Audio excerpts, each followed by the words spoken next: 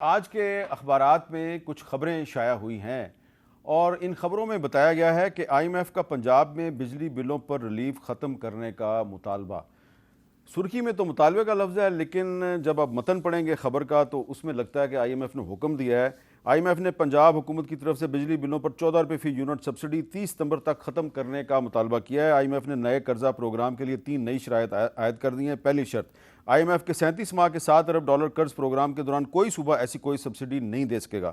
دوسری شرط، صوبے کوئی ایسی پالیسی یا اقدام متعارف نہیں کرائیں گے جو $7 ارب کے پروگرام کے تحت کیے گئے وعدوں کے خلاف ہو۔ تیسری شرط، صوبے کسی بھی ایسے اقدام سے پہلے وزارت خزانہ سے مشورہ کریں گے۔ لیکن پنجاب حکومت نے اس کی تردید کی ہے۔ ان کا یہ کہنا ہے کہ ہمارے پاس کوئی وفاق کی طرف سے یا آئی ایم ایف کی طرف سے ایسی کوئی انسٹرکشن یا کوئی تحریری طور پہ ایسا حکم نامہ یا مطالبہ نہیں آیا، لیکن میرے پاس ایک ڈاکومنٹ موجود ہے جس میں یہ لکھا ہوا ہے۔ میں ابھی یہ ڈاکومنٹ آفیشیل ہے، میں اس کو دکھانا نہیں چاہتا، میرے پاس ہے، یہ نہ ہو کہ جی میرے پہ کہیں جی آفیشیل سیکرٹ ایکٹ کی خلاف ورزی کر دیا آپ نے۔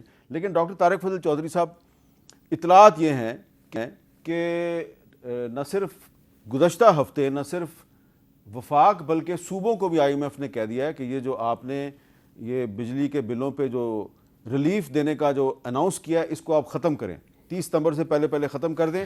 اور جو میرے پاس ڈاکومنٹ ہے اس کے مطابق چاروں صوبائی حکومتوں نے ایگری بھی کر لیا ہے، ٹھیک ہے، لیکن پنجاب حکومت کہتی ہے ہمیں نہیں پتہ۔ تو اس سے یہ نہیں لگ رہا کہ ایک کمیونیکیشن گیپ ہے وفاق اور پنجاب کے درمیان؟ کمیونیکیشن گیپ تو میرے ساتھ بالکل بھی نہیں ہے، بہت اچھی ایک ورکنگ ریلیشن شپ ہے اور ہونی چاہیے، سب کے ساتھ ہونی چاہیے وفاق کی، میں تو یہ کہوں گا۔ دوسری بات ہے، اور ہے ہماری طرف سے ہے، اگر کے پی میں ادھر ادھر کوئی اگر پرابلم ہوگی تو وہ ان کی طرف سے ہو سکتی ہے۔ ہمارا تو بڑے فراخ دلی کے ساتھ پرائم منسٹر جو ہیں شہباز شریف صاحب صوبوں کو ساتھ لے کے چلتے ہیں، رسپیکٹ کرتے ہیں سب چیف منسٹرز کی۔ لیکن یہ ایک بڑا ایک ٹیکنیکل معاملہ ہے۔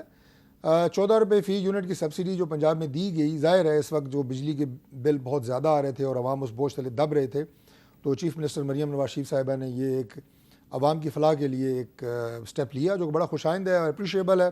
اب اس میں تقریباً فرق کتنا پڑا یہ بھی میں آپ کو بتا دیتا ہوں کہ ایوریج جس بندے کا بل تقریباً 10,000 تھا، اسے اس 10,000 کا بل جو ہے نا وہ 6,500 یا 7,000 روپیہ رہ گیا۔ بہت فرق ہے، بہت فرق ہے۔